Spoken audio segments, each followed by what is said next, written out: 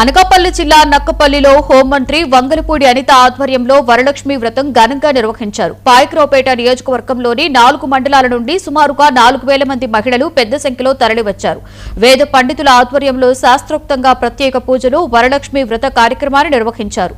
రాష్ట్ర ప్రజలందరూ సుఖ సంతోషాలతో ఆయురారోగ్యాలతో జీవించాలని, ప్రతి ఇంటా సిరి సంపదలు, సుఖశాంతులు వెల్లివిరియాలని మంత్రి అనిత అమ్మవారిని ప్రార్థించారు. రాష్ట్రంలో పాడి పంటలు సమృద్ధిగా పండాలని, రాష్ట్రం సుభిక్షంగా సమృద్ధిగా ముందుకు సాగాలని వరలక్ష్మి దేవిని ఆకాంక్షించారు.